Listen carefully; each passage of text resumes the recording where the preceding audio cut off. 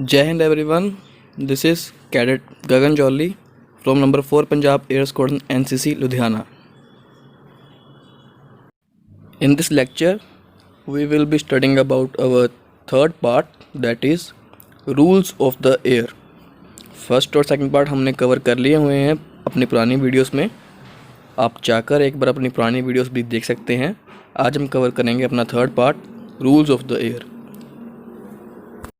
जैसे मैंने आपको बताया था कि आप अगर अपनी गाड़ी को ड्राइव करोगे रोड पे तो आपको कुछ रूल्स को फॉलो करना पड़ेगा। सिमिलरली जब आप एक एयरक्राफ्ट को फ्लाई करोगे then you also need to maintain some rules.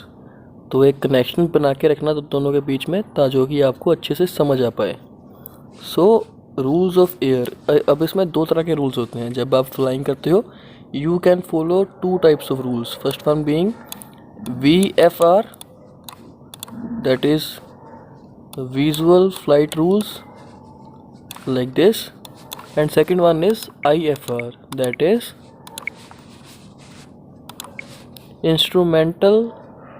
instruments flight rule। अब हम दोनों के बारे में पढ़ेंगे, दोनों के बीच में डिफरेंस पढ़ेंगे। सो let us begin. First of all VFR, जैसे कि मैं कहता होता हूँ कि नाम में ही बहुत कुछ रखा हुआ है। पीपल मस्ट बी सेइंग कि नाम में क्या रखा है, बट आई वुड से कि नाम में ही सब कुछ रखा होता है। विजुअल फ्लाइट रूल्स जैसे बता रहा है कि विजुअल आपके देखने की क्षमता के ऊपर डिपेंड करेगा। सो विजुअल फ्लाइट रूल्स में हम अपने विजुअल मेट्रोलॉजिकल कंडीशंस की, बाहर की कंडीशंस कैसी हैं खुद देखकर उसको पता लगाएंगे। So visual meteorological conditions are said to be exist when prevailing visibility. तो ये कब प्रिवेल करती है? When the visibility is of minimum 8 kilometre या 5 nautical miles and your distance from cloud is of 1.5 kilometre horizontal distance and 200 metre vertical distance. मतलब कि जब आपकी विजिबिलिटी 8 किलोमीटर तक की हो और आपका डिस्टेंस आपके बादल से, मतलब नियरेस्ट क्लाउड से हॉरिजॉन्टली 1.5 किलोमीटर हो और वर्टिकली 200 मीटर्स हो, then you can use visual meteorological conditions. So these conditions are called visual meteorological conditions. अब इसकी एप्लीकेबिलिटी कब होती है, मतलब कि ये कब यूज़ होता है। Here it is written that VFR flight shall not be operated। यहाँ पे लिखा है कि कब ऑपरेट नहीं करना। So talking about it between the sunset and rise, मतलब जब सूर्य अस्त होता है या फिर सूर्य डूबता है तब इसको यूज़ नहीं करना। Above flight level of 200। अब फ्लाइट लेवल के बारे में आपको पता होगा if you have seen my previous lecture. अगर नहीं पता था तो प्रीवियस लेक्चर में से एक बार गो थ्रू कर लो। At transonic and supersonic speed and last when operating more than 100 nautical miles seawards within controlled air space. अब आपको पता लग ही गया होगा VFR का मतलब अपनी विजुअल्स को यूज़ करना फ्लाइंग करते समय। तो ये कब यूज़ नहीं कर सकते? Between sunset, above flight level 200, at transonic and supersonic and when operating 100 nautical miles seawards. Now what are its conditions. पहले हम बात करेंगे मिनिमम हाइट की कि कौन सी मिनिमम हाइट होनी चाहिए। Except when necessary for take off or landing or except by permission from authorized authority a visual flight shall not be flown। मतलब कि कब फ्लाई नहीं करना है over congested areas of cities, towns, settlements or over an open air assembly or persons at a height less than 1000 feet। मतलब कि अगर कोई ओपन एरिया है, किसी सिटी के ऊपर हो आप या आपके नीचे कोई क्राउड है, तो आपको एक मिनिमम हाइट 1000 फीट की मेंटेन करनी पड़ेगी। और अगर कोई हाईएस्ट ऑब्स्टेकल है, ठीक है, उस एरिया में, तो उससे 2000 फीट ऊपर रहना पड़ेगा। मतलब कि अगर आप किसी माउंटेनियस एरिया में हो, ठीक है, और आपको फिर अपने एयरक्राफ्ट को उस माउंटेन से 2000 फुट ऊपर रखना पड़ेगा। These are conditions for minimum height. Now rules governing takeoff and landing. VFR flight shall not take off or land at an aerodrome or enter the aerodrome traffic zone pattern when ground visibility or the cloud ceiling are less than specified VMC in laid down orders। अब जैसे मैंने आपको बताया कि भाई VFR rules totally base होते हैं visuals के ऊपर, मतलब कि आपके देखने की क्षमता के ऊपर। अब टेक ऑफ और लैंडिंग के दौरान आपने इसको तब यूज़ नहीं करना है जब ग्राउंड विजिबिलिटी ना हो या फिर आपका क्लाउड सीलिंग, जो ये वाली कंडीशन थी ये वाली क्लाउड वाली, ये फुलफ़िल ना हो रही हो, तब आप इसको यूज़ ना करें। अब special VFR flights, special VFR flights वो ही होती हैं जिनमें भाई VMC कंडीशंस को चाहे वो बुरी हों लेकिन फिर भी आप उनको यूज़ कर सकते हो। अब in flight operations, VFR flight shall be phloem only in conditions of visibility and distance from cloud equal और ग्रेटर। ये तो भाई बता ही दिया कि जब विजिबिलिटी हो और क्लाउड से मिनिमम ये वाला डिस्टेंस हो तब आप अपने VFR को यूज़ कर सकते हो। अब इसकी रेस्ट्रिक्शंस क्या हैं? अब आप अपने VFR को रात को यूज़ नहीं कर सकते, फ़्लाइट लेवल 200 के ऊपर यूज़ नहीं कर सकते, जब आप सी वर्ड्स जा रहे हों और 100 नॉटिकल माइल्स को आपने पार कर लिया उसके बाद आप VFR को यूज़ नहीं कर सकते। अब मिनिमम हाइट जैसे हमने यहाँ पे पढ़ा था ये वाले में, वैसे ही इसका भी यही सीन है कि मिनिमम हाइट भाई 1000 फुट की होनी चाहिए और अगर कोई ऑब्स्टेकल है विद अ हाइट तो उसके ऊपर आपको 2000 फीट तक की हाइट मेंटेन करनी पड़ेगी। अब आगे जाते हैं क्रूजिंग लेवल जनरल के बारे में। VFR flights in level cruising phase operating above 3000 feet from ground or water shall be conducted at a flight level appropriate to the track in accordance with DGCA circulum। अब DGCA directorate general of civil aviation के ये जो rules बनाते हैं आपको उन rules के according अपने क्रूजिंग लेवल को सेट करना पड़ेगा। That will be above 3000 feet. अब DGCA का जिक्र आगे जाके काफ़ी जगह पे होगा तो इसका ध्यान रखना। क्रूजिंग लेवल जनरल फिर से ये हमने पढ़ लिया हुआ था। VFR flights in control air space, ये भी सिमिलर है कि आपको DGCA के रूल्स के थ्रू जाना पड़ेगा। नाउ कंप्लायंस विद इंस्ट्रक्शंस कि हाँ भाई कब कब आप इंस्ट्रक्शंस के साथ कंप्लायंस कर सकते हो। First one, when forming part of aerodrome traffic at control aerodrome, when operating as special VFR flights, when operating in controlled air space. मतलब कि पहली बात तो जब आप एरोड्रोम ट्रैफिक का पार्ट बन जाओ, मतलब कि जब आप एरोड्रोम के बीच में हो तब आपको VFR रूल्स को फॉलो करना पड़ेगा, मतलब कि आपको अपनी विजुअल्स को फॉलो करना पड़ेगा एक बाकी एयरक्राफ्ट से डिस्टेंस को मेंटेन करने के लिए। सेकंड थिंग, जब आप स्पेशल VFR फ्लाइट हो, जैसे मैंने पीछे बताया था यहाँ पे कि स्पेशल VFR फ्लाइट्स को एक छूट होती है कि वो अपनी विजुअल्स को यूज़ कर सकते हैं। When operating in controlled air space, अब कंट्रोल्ड एयर स्पेस मैंने आपको बताया हुआ है अपने फर्स्ट लेक्चर में, एक बार उसको भी देख लेना। Moving forward, change from VFR to IFR। अब जैसे मैंने बताया था कि हाँ भाई एक एयरक्राफ्ट को अपनी टाइम टू टाइम रिपोर्ट देनी होती है और उसमें सब कुछ बताना होता है कि वो कौन कौन से चेंजेस लेके आ रहा है। आपका एक फ़्लाइट प्लान भी होता है, उसमें आपको अपनी फ़्लाइट के बारे में सारी इन्फॉर्मेशन देनी होती है। सिमिलरली जब आपने VFR सेटिंग से IFR सेटिंग्स में चेंज होना है, मैंने आपको VFR बता दिया था, that is visual flight rules. IFR होता है इंस्ट्रूमेंट्स फ्लाइट रूल, मतलब कि VFR में आप अपने विजुअल्स के ऊपर, आप अपनी देखने की क्षमता के ऊपर निर्भर करोगे और IFR में आप अपने जो इंस्ट्रूमेंट्स लगे हुए हैं, ठीक है, उनके ऊपर निर्भर करोगे।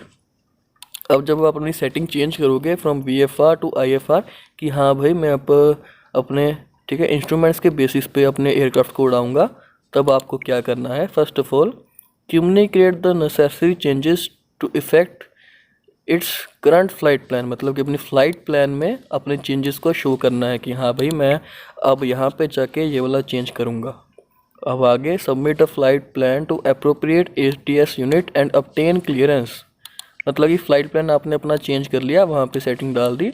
अब इस फ्लाइट प्लान को आपने ATS यूनिट को भेजना है एंड वहाँ से क्लियरेंस लेनी है। अगर क्लियरेंस मिल गई then you can change your setting, अगर नहीं मिली then you can't change your setting. A pilot may be allowed to fly in accordance with instrument flight rules in visual meteorological conditions। अब वो कह रहे हैं कि हाँ भाई जब आपकी वेदर की कंडीशन सही हो तब भी आप इंस्ट्रूमेंट फ्लाइट रूल से फ्लाई कर सकते हो, because it is a safer way, क्योंकि भाई आप इंस्ट्रूमेंट्स के ऊपर एक निर्भर हो जाते होते हो। सो आगे क्या है, compliance with instrument flight rules in compulsory under the following circumstances all through the flights are operated in visual meteorological conditions. अब ये दो कंडीशंस हैं जिसमें बताएंगे कि चाहे आप विजुअल मेट्रोलॉजिकल कंडीशंस में हो, मतलब कि आपकी विजिबिलिटी सही हो लेकिन फिर भी आपको अपने इंस्ट्रूमेंट्स को यूज़ करना पड़ेगा। First point is when operating during night. हाँ भाई नाइट को भाई विजिबिलिटी तो ठीक हो जाती है कि हाँ फॉग नहीं है, ठीक है, कोई धुआं नहीं है, but still you need to use your instruments. Then operating more than 100 nautical miles seawards, जैसे मैंने आपको बताया था कि हाँ भाई जब आप सी वर्ड्स 100 नॉटिकल माइल से ज़्यादा चले जाते हो then you can't use your VFR rules, लेकिन विजिबिलिटी तो होती है, तो then you need to use your IFR rules. Now talking about instrumental flight rules, जैसे हमने VFR के बारे में बात की, अब हम बात करेंगे IFR के बारे में। सो फर्स्ट एयरक्राफ्ट इक्विपमेंट, मतलब कि जो इक्विपमेंट्स होते हैं उनके बेस के ऊपर जो रूल्स बने होते हैं उनको हम IFR बोलते हैं। अब जहाँ वैसे वहाँ पे मिनिमम हाइट थी, सिमिलरली यहाँ पे भी मिनिमम हाइट है। Over a mountainous area at level at least 600 metre, मतलब कि वही 2000 फीट हाईएस्ट ऑब्स्टेकल से बना के रखनी है, मतलब कि कोई जहाँ पे कोई ऑब्स्टेकल हो उससे 2000 फुट ऊपर रखना है अपने एयरक्राफ्ट को।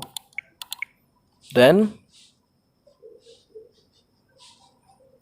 elsewhere at a level which is at 300 metre above the highest obstacle, मतलब अगर माउंटेनियस रीजन नहीं है तो आप अपने हाईएस्ट ऑब्स्टेकल से 300 मीटर, मतलब कि 1000 फीट की दूरी बनाए रखना। सिंपल सी बात है, माउंटेनियस रीजन है तो 2000 फीट, सिंपल एरिया है तो 1000 feet, 1000 feet. Now changing from IFR flight to VFR flight, जैसे हमने पिछले बारे में बात किया था कि VFR से IFR, अब हम बात करेंगे IFR से VFR। चेंजेस तो वही होंगे, अपने फ़्लाइट प्लान को चेंज करना होगा आपको, और अपनी जो चीज़ें हैं वो आपको ATS यूनिट को बतानी होंगी कि हाँ भाई मैं चेंज करने जा रहा हूँ। Now moving forward, rules applicable to IFR flight within controlled air space. Controlled air space में बात वही है कि जोन से rules DGCA directorate general of civil aviation ने बनाए हैं, आपको वो वाले रूल्स को फॉलो करना पड़ेगा। अब cruising level of IFR flights outside controlled air space, मतलब कि जो एयर स्पेस कंट्रोल नहीं है, मतलब कि कंट्रोल से बाहर है, वहाँ पे आपको क्रूजिंग लेवल क्या मेंटेन करना पड़ेगा। वैसे ये भी एक DGCA के अकॉर्डिंग होता है, but except when below 3000 feets. AMSL का मतलब है above mean sea level,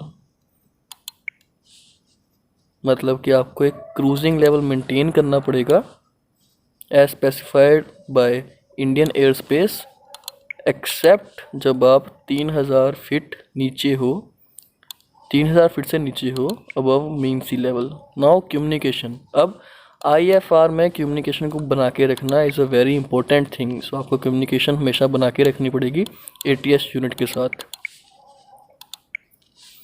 now position report, अब IFR में पोजीशन रिपोर्ट भी भाई टाइम टू टाइम देनी होती है। कैसे देनी है, submit a flight plan, then maintain listening out watch on appropriate radio frequency and establish two way communication. जैसे मैंने बताया कि कम्युनिकेशन का बहुत इंपॉर्टेंट पार्ट है। सिमिलरली आपको अपना फ़्लाइट प्लान सबमिट करना होता है और कम्युनिकेशन को मेंटेन करके रखना पड़ता है। टू वे कम्युनिकेशन मतलब कि दोनों की आवाज़ आए, दोनों की आवाज़ जाए। अब राइट ऑफ वे, अब जैसे हमने देखा है कि भाई रोड के ऊपर ट्रक भी होता है, कार भी होती है, बाइक भी होती है, ठीक है। तब जब कोई रोड ब्लॉक हो तो किसको पहले जाने दिया जाता है, that is decided by right of वे, ठीक है। सिमिलरली हमारे यहाँ एयर स्पेस में भी ये कुछ रूल्स हैं दैट ये वाले ऑर्डर में राइट ऑफ वे दिया जाता है। सबसे पहले दिया जाएगा एरोप्लेन को, फिर हेलीकॉप्टर को, फिर एयरशिप को, फिर टग एंड ग्लाइडर को, फिर ग्लाइडर को एंड देन बलून को, ठीक है। For example airplanes give way to all other types of aircraft, मतलब कि एयरप्लेन सबसे ऊपर है तो ये सबको रास्ता देगा। इस ऑर्डर को आप याद कर लें। Now converging, approaching head on, overtaking, landing, approaching to land and emergency conditions, हम इन 6 की 6 में देखेंगे कि कौन किसको रास्ता देगा। कन्वर्जिंग, कन्वर्जिंग मतलब जब दो एयरक्राफ्ट एक दूसरे की तरफ आ रहे हो, मतलब कि ये यहाँ से आ रहा हो ऐसे और ये यहाँ से आ रहा हो ऐसे, मतलब कि एक पॉइंट पे जाके तो ये मिलेंगे ही। तो इन्होंने किसने किसको रास्ता देना है, let us read. When the two aircrafts are on the path which cross, the aircraft which has the other on its right is to give way, मतलब कि वो वाले एयरक्राफ्ट ने रास्ता देना है जिसके राइट में दूसरे वाला है, मतलब कि ये वाले एयरक्राफ्ट के राइट में भाई दूसरे वाला है तो ये रास्ता देगा, ठीक है। कन्वर्जिंग में that aircraft which has other on its right will give the way. Approaching head on, अब एक यहाँ से ऐसे आ रहा है, दूसरा यहाँ से ऐसे आ रहा है, दोनों के हेड एक तरफ होंगे तो दोनों ही राइट को टर्न कर जाएंगे, ये भी राइट को, ये भी राइट को, ठीक है, ऐसे होगा। नाउ ओवरटेकिंग, ओवरटेकिंग जैसे आपने रोड पे देखा होगा, कार्स एक दूसरे को ओवरटेक करती हैं, लाइक ये पीछे से आया, इसने ऐसे ओवरटेक किया, अब आगे चला गया। सिमिलरली एयरक्राफ्ट में ओवरटेकिंग कैसे होगा, let us read it. First of all it is to avoid overtaking by altering the height to the right and keep clear until all risk of collision is passed। सबसे पहली बात, overtaking तब तक ना की जाए तब तक जब तक कि रिस्क हो। सबसे पहले भाई रिस्क को कम करो, उसके बाद ही ओवरटेक किया जाए। And aircraft is overtaking another aircraft when it is approaching from rear at an angle of less than 70 degree to the fore and aft axis of overtaking aircraft, मतलब कि दूसरा एयरक्राफ्ट उसको तभी ओवरटेक करे जब वो 70 डिग्री के angle से कम आ रहा हो फ्रॉम द। अब लैंडिंग के टाइम किसको राइट है, the person who is in the final stage of landing has a right to go first. अब अप्रोचिंग टू लैंड मतलब कि अगर कितने ही बहुत सारे एयरक्राफ्ट्स एक साथ जा रहे हैं कि भाई मैंने भी लैंड करना है, मैंने भी लैंड करना है, तो जौन सा एयरक्राफ्ट सबसे नीचे होगा उसको पहले राइट है लैंड करने का एज कम्पेयर। तो जब एक last point is emergency landing, तो जब एक एयरक्राफ्ट एमरजेंसी लैंडिंग में हो या कोई डिस्ट्रेस मैसेज हो तब उसको सबसे पहले रास्ता दिया जाता है। लाइक हमारे यहाँ पे होता है ना कि रोड पे जब कोई एम्बुलेंस हो या फिर पुलिस का व्हीकल हो या फायर ब्रिगेड हो दैट आर इन एमरजेंसी, तो उनको सबसे पहले रास्ता दिया जाता है। Similar is in this case also. Now circuit rules, circuit के बारे में आपको एक फुल फ्लैज लेक्चर है, that is your next lecture, तो उसको एक बार देखना, आपको सर्किट के बारे में अच्छे से पता लग जाएगा। So covering the basics in this, सबसे पहले तो सर्किट जो होता है वो 3000 फीट की हाइट पे बनाया जाता है और उसका रेडियस 18,000 फीट का होता है, ठीक है। अब सर्किट में भाई मेन पॉइंट क्या है ध्यान रखने वाले, सबसे पहले तो अपने आसपास के एयरक्राफ्ट के ऊपर एक नज़र रखना कि हाँ भाई टक्कर ना हो जाए और एक डिस्टेंस मेंटेन रहे। दूसरी बात, ट्रैफिक पैटर्न को थोड़ा अवॉइड करना, मतलब ट्रैफिक थोड़ा कम करने की कोशिश करना। Third thing, maintaining a continuous pattern of communication, जैसे बताया था कि कम्युनिकेशन बहुत इंपॉर्टेंट होती है। एंड फोर्थ, जब भी कोई मूवमेंट करनी है तो उसको आरटी से, रेडियो टेलीफोनी से और विजुअल से चेक कर लेना एक बार। और मिनिमम एल्टीट्यूड क्या होनी चाहिए, जैसे हमने डिस्कस किया था कि हाँ भाई minimum altitude 2000 feet above the ground होनी ही होनी चाहिए। ठीक है, दिस इज़ इट। अब moving forward, flight level separation system, मतलब कि भाई सेपरेट कैसे करेंगे। सर्किट में होता क्या है, जैसे आपने यहाँ से टेक ऑफ किया तो उसको ऐसे घूम के वापस आना। ठीक है, आपने यहाँ से टेक ऑफ किया, ऐसे गए तो उसको वापस ऐसे आना। ठीक है, आपको अगले लेक्चर में और अच्छे से समझ आएगा। यहाँ पे अब यहाँ पे जाते हैं फ्लाइट लेवल सेपरेशन, कि हाँ भाई अगर दो प्लेन्स साथ में उड़ रहे हैं, ठीक है, अब समझ लो कि एक यहाँ से आया और ऐसे चला गया, ठीक है, दूसरा भी आया यहाँ से आया ऐसे चला गया, ठीक है, तो उनमें भाई एक हाइट का कैसे वो करें, सेपरेशन करें। तो यहाँ पे एक रूल बना हुआ है कि जोन सा एयरक्राफ्ट, पहली बात तो एंगल 0 से लेकर एंगल 179 पे फ्लाइंग करे तो उसको ओड 1000 प्लस 50 की हाइट को मेंटेन करना पड़ेगा। ओड 1000 प्लस 50 मतलब कि 1000 प्लस 500 मतलब 1500, ठीक है, 3500, 5500, 7500 और 1500 नहीं होगा क्योंकि मिनिमम हाइट सर्किट की मैंने आपसे डिस्कस की थी। स्लाइड कहाँ गई, हाँ मैंने आपसे मिनिमम हाइट सर्किट की मैंने आपको बताई थी, दैट वाज 3000 फीट, मतलब कि हाइट की स्टार्टिंग होगी 3000 फीट से। तो जो जा रहा है 0 से लेकर 180 डिग्री के एंगल तक, सॉरी 179 डिग्री के एंगल तक, उसने ओड थाउजेंड्स की हाइट को फॉलो करना है। एग्जाम्पल है 3500, 5500, 7500। अब जो बंदे 180 डिग्री से लेकर 359, यहाँ पे 18 नहीं है 180 है, बाय मिस्टेक मिसप्रिंट हो गया होगा। अब 180 से लेकर 359 एंगल तक जो कोई भी जा रहा है, उन्होंने E1000 प्लस 500 हाइट्स को मेंटेन करना है। मतलब कि E1000 क्या होंगे, 4000 प्लस 500, 6000 प्लस 500, 8000 प्लस 500। सो ऐसे हाइट में भी एक सेपरेशन रहेगी। अब जोन से पायलट्स एक कंट्रोल्ड एयर स्पेस के अंदर फ्लाई कर रहे हैं, ठीक है, ये उनकी भी ड्यूटी बनती है कि हाँ भाई एक मिनिमम डिस्टेंस मेंटेन होकर रहे सभी के बीच में। ठीक है, नाउ अब उनको IFR रूल्स का भी भाई ध्यान रखना होता है, because as I told that कि IFR rules are one of the most important rules, because हम अपने जो इंस्ट्रूमेंट्स हैं, ठीक है, उनके ऊपर बेस हुए होते हैं। मोर ओवर अपनी विजिबिलिटी के ऊपर भी भाई ध्यान रखना है, और एयरक्राफ्ट के बीच में एक 5 नॉटिकल माइल्स का डिस्टेंस बना के रखना है। मतलब कि जो सेम एल्टीट्यूड पे उड़ रहे हैं उनके बीच में मिनिमम 5 नॉटिकल माइल्स का डिस्टेंस बना के रखना है।